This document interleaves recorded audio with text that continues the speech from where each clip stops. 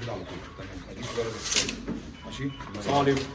طبعا احنا بنعمل شقه هنا، شقه مختلفه خالص، حصل فيها تعديلات كتير جدا، ودي كانت حاجه انا راهنت نفسي عليها، لان كانت حاجه يعني هي ان شاء الله مش صعبه على اي حد باذن الله، واي حد يقدر يعملها. بس احنا هنقول احنا عملنا ايه سريعا كده. احنا الفيديو ده عملناه بعد ما خلصنا الشقه، يعني خدت مننا جهد كتير، كان فيها تعديلات كتير جدا. فاحنا هنقول احنا عملنا ايه. اولا المكان ده هنا كده، الجزء ده كده اللي هو القطوع اللي احنا شايفينه ده كان حمام ضيوف. ده كان جاي معانا، ده كان حمام ضيوف. والحيطه دي اتبنت جديده، كانت مع الحيطه بتاعت الحمام ده لحد هنا كان كل ده معانا مطبخ. يعني كان المطبخ هو الاول، وبعد كده كان في حمام الضيوف هنا الاول.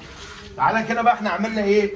طبعا ده كان في تصميم معمول عامله الباشمهندس احمد شوقي، طبعا فور الكلام ده كله وهد يعتبر الجزء ده كله. هنشوف دلوقتي مع بعض كذا حاجه، لان احنا عملنا اكتر من حمام في الشقه. اساسا الشقه دي كان فيها 3 حمام، بقوا 5 حمام، يعني فيها 5 حمامات، كل غرفه خاص بحمام ليها. وعندنا حمام للناني، وعندنا حمام اللي هو بتاع الجست اللي هو حمام الضيوف. هنا بقى كده المكان ده كده كله اتقلب معانا المطبخ على حسب التصميم اللي معمول، وجي معانا هنا كده مع الحوض، وهنا في الغساله الديش واشر بتاع غساله الاطباق. هنخش بقى جنب مننا في حمام الضيوف ده اللي هو كان المطبخ. يعني انا كان عندي الجزء ده اساسا ما كانش حمام، ما كانش فيه صرف معمول ليه اساسا، صرف للتواليت ولا اي حاجه. ده بقى حمام في ظهره اللي هو ده. الجزء ده كله اللي احنا شايفينه ده من اول القطوع ده هنا اهو لحد القطوع اللي باين ده مكان الحيطه دي حيطه قديمه ما اتكسرتش اهي، لحد الحيطه دي كانت ماشيه مع العمود ده. يا جماعه كان حمام الرئيسي بتاع الشقه. اتعامل معانا ايه هنا بقى؟ اتعامل معانا بقى للناني، اتعامل غرفه ليها، واتعمل ليها حمام صغير اللي هو الحمام الصغير ده بقى مع الغرفه بتاعها. بقت دي الغرفه كلها ما شاء، غرفه كبيره ما شاء الله، بقت غرفه. بس زودنا معاها بقى في الغساله هنا زي لاندري كده جاي صغير. يعني المكان ده كده متقفل معانا اكن لاندري صغير كده، هيبقى فيه غساله ويتقفل دولاب حسب التصميم اللي معمول للمكان. هنا يبقى ده كده تاني حمام معايا. يبقى احنا عندنا كده اول حاجه نعد مع بعض، جبنا حمام الضيوف، وبعد كده الحمام بتاع الناني روم. هنخش بقى في ظهرنا في ايه. تعالى كده نشوف في ظهرنا ايه. هنا كده دي عندنا هنا في غرفه، دي كانت غرفه عاديه.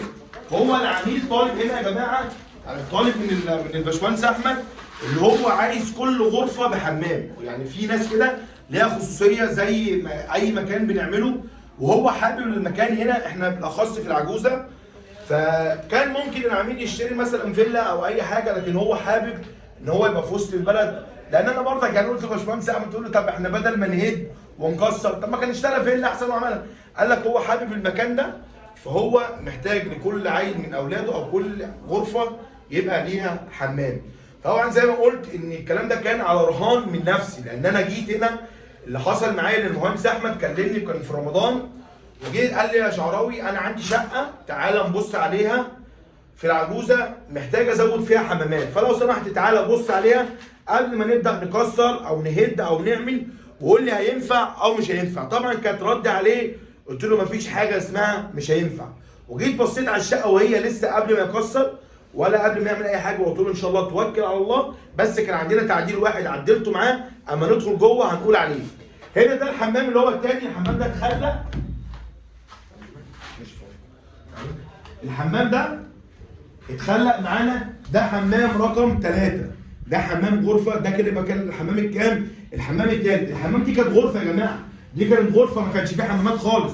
هو احنا زرعنا حمام هنا، اتعمل حمام. خش معايا خش معايا. اتعمل فيه فلاش تانك، واتعمل فيه شاور روم. هنا هيتفتح شباك صغير قوي كده، بدل ما نعمل شفاط هيبقى فيه شباك صغير كده ايه، على اساس يبقى تهويه المكان افضل من الشفاط، وبرضك هيبقى فيه شفاط في السقف.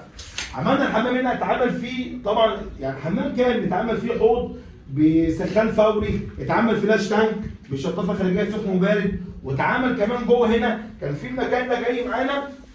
عملنا دي جلسه هنا، اتعمل جلسه للشاور، هيتعمل جلسه هنا وهنا ممكن يتعمل ارفف او باكيات او البانوهات اللي بتتعمل دي تحط عليها شامبوهات شاورات. ليه الشاور ده هيتعمل فيه قطوع ازاز هنا، طبعا حسب التصميم احنا بنتكلم على شغلنا، بس بنقول برضك ان هو هيتعمل فيه هيبقى فيه قطوع ازاز من غير باب، وهيبقى شاور عادي مش دفء. ده كده حمام رقم 3.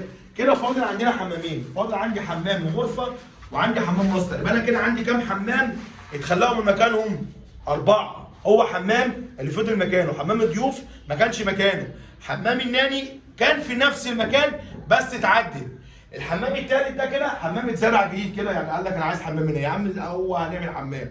نشوف الحمام اللي جنب مننا اللي هو الحمام رقم 4 اللي هو يعتبر حمام الماستر، كان نفس المكان بس عملنا فيه شويه ايه، يعني شويه تعديلات والكلام ده كله. ده الحمام زي ما هو. طبعا احنا عدينا شغل كتير من على الحبل، والشغل اللي هو الخارجي انا صورته بردك يعني هنزله بردك في نص الفيديو كده، اللي هو زي ما احنا شايفين مع بعض كده اهو. ده التعديل اللي احنا عملناه بره، معمول من بره زي ما احنا شايفين كده مع بعضين. هنا كده عندي ده الجزء ده بقى من هنا، انا اضطريت هنا في المكان اللي انا فيه ده اللي هي غرفه الماستر، والغرفه اللي جنبينا دي اضطرينا ان احنا نعلي المكان ده درجه حوالي 10 سم، عشان اضطرينا لان انا عندي حمام جاي في اخر الشقه اللي هو هنشوف المواسير بتاعته رايحه هناك. ده كان العقبه الوحيده في المكان. حاولنا ان احنا على قد ما نقدر ان احنا ما نعليش منسوب، بس اضطرينا ان احنا نعلي المنسوبين دول، اللي هو هيعلى معايا من اول الباب ده، من اول هنا كده هيعلى معانا الجزء ده، هيعلى معانا 10 سم. عملنا بقى احنا هنا ايه، حمام الماستر ده فيه الصرف اللي هو ال4 بوصه ده اللي احنا شايفينه اهو، وده الصرف ال3 بوصه بتاع الحمام. احنا عندنا حمام في الناحيه الثانيه كده ورا في الغرفه دي اللي هو حمام رقم 5. الحمام ده كان مكانه زي ما هو، ما عملناش فيه حاجه، اتعمل فيه فلاش تانك، اتعمل فيه خلاط دفء.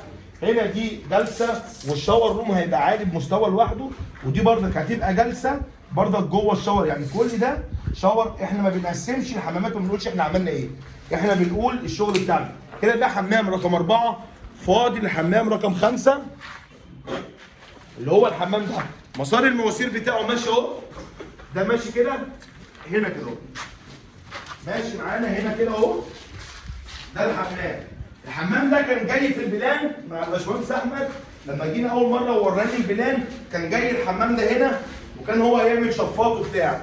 فتشاورنا مع بعضينا قلت له يا باشمهندس احمد ايه رايك ان احنا نخلي الحمام ده يبقى مثلا على الواجهه دي، نجيبه في المكان ده، فعلى اساس يبقى في للتهويه احسن من الشفاط ومش عارف ايه، خصوصا هو في اوضه. فطبعا الفكره جت معاه، بس هو على حسب التصميم معاه راح معدل. انا قلت له هنا، راح هو خلوا لي قال له لا، قال لي لازم يجي هنا في مكتب ومش عارف ايه وسراير، حسب البلان والتصميم بتاعه والديزاين بتاع الشقه.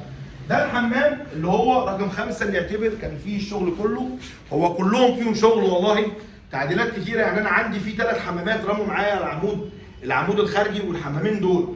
انا بقى اخدت ايه، انا معلش ما صورناش مراحل الشغل، لان طبعا احنا متعودين الفيديوهات بتاعتنا ما بتبقاش كتير، احنا ما بنعملش فيديوهات كتير زي ما احنا متعودين على الصفحه، هو حاجه بنفيد بيها الناس ونستفيد. الخط ده ال4 بوصه ده، الخط ده كده واخد انا هنا جوه كوعين 45 عشان ما حدش يقول طب ما ممكن يسد، وماشي دريك على طول، واخد مشترك بباب من بره، ما فيهوش الا كوع مفتوح واحد بره عند المشترك، يعني الكوع المفتوح راكب في المشترك على طول، يعني كله مش موجود عشان يظبط معايا الضربه. عشان لما كنت شديت الكوع ده كان هيفرق معانا هنا في مكان التواليت، فيبقى الخط ده كده ماشي معايا دريك. ليه احنا علينا عشان حققنا كل متر سنتيميل، حققنا كل متر سنتيميل، عشان كده خلتني اعلي منسوب المكان هنا. وبرضك نفس الكلام الصرف ال3 بوصه، يعني احنا كل خط لوحده ماشي معانا دريك برضك زي ما هو على طول بمشترك بكوع بباب نفس الكلام برضه. يعني لا قدر الله لو حصل سدد ده طبعا هيبقى من رابع المستحيلات، لان ده حمام هيبقى استخدام فرد او فردين معلوش هلك كتير، فمش هيبقى فيه اللي هو ما فيهوش استخدام كتير قوي، يعني الاستخدام بتاعه هيبقى حمام خاص بالمعنى الاصح، فهيبقى لا قدر الله لو حصل سدد لو حصل اي حاجه هيعملها. طبعا المكان ده ولا كان فيه ميه ولا كان فيه صرف ولا كان فيه اي حاجه. هنا برضك من ضمن الحاجات اللي بتقابلنا دايما ساعات يا جماعه، دي قابلتنا اكتر من مكان، ان انا عندي الصرف ده كده الصرف ده احنا ماشيينه من ورا الخزان عشان البلاعه جت هنا. لو كان الصرف مشي ال4 بوصه ده اللي هو الخط ده مقاطع مع البلاعه، ما كانش ينفع الصرف يعدي عليه. فدايما بعمل ايه؟ بروح جايب الصرف ده،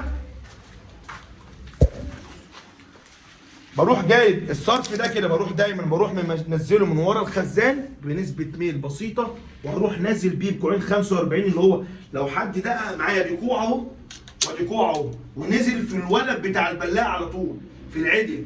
طبعا اهو نفس المسار، عشان بس ما حدش يقول ايه ما هو ممكن يسد وما يسدش، نفس المسار كده كده المسار كان هيمشي كده نفس قيمه الكعاب. دي برضك من ضمن الحاجات اللي بتقابلنا. يبقى احنا عندنا هنا زي ما انا ما قلت في بقى حاجه اخيره، المكان ده زي ما قلت ما فيهوش ميه، المفروض ان التغذيه بتاعته هتجيله منين؟ هتجيله من الحمام ده. احنا عملنا ايه؟ خلينا المحبس بتاعه عشان المواسير اللي ماشيه في الارض يبقى عليها محبس تحكم، خلينا المحبس بتاع الحمام ده في الغرفه دي عشان لو حصل لا قدر الله لو حصلت اي حاجه اضطر ان احنا نقفل المحبس. اللي هو المحبس ده اللي هو المحبس اللي على اليمين ده، المحبس اللي على اليمين ده اللي هيقفل الحمام اللي هناك اللي هو الخط اللي ماشي تحت لوحده ده بمحبس تحكم، والمحبس ده بتاع الحمام. عملنا عشان كده عملنا المحبس ده عشان يقفل الشقه. طبعا الباشمهندس احمد شوقي يعني غني عن التعريف طبعا جه قال لي ما حدش يعمل الشغلانه دي الا شعراوي، وحطني في الرهان اللي احنا فيه ده.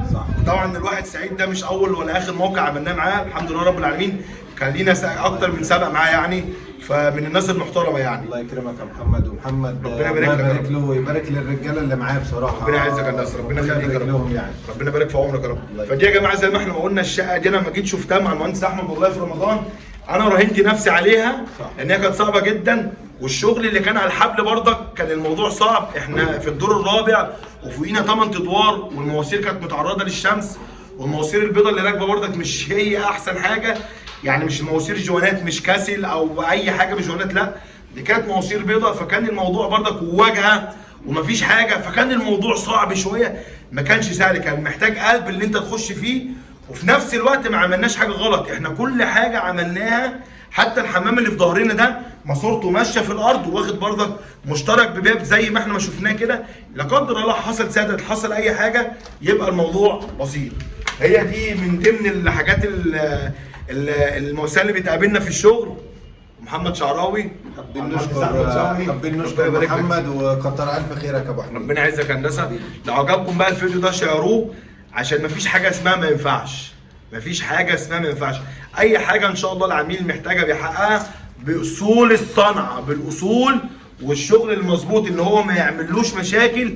يعني انا معايا خط ماشي 8 متر ما فيهوش الا كوع واحد، خط 8 متر ما فيهوش الا كوع واحد، بلاعه نفس الكلام ما فيهاش الا كوع واحد، عشان ما يعملش مشكله لو حصل سدد ولا اي حاجه يبقى الموضوع بسيط معاه ان هو يعرف يسلك فيها. مش هطول عليكم، محمد شعراوي والسلام عليكم.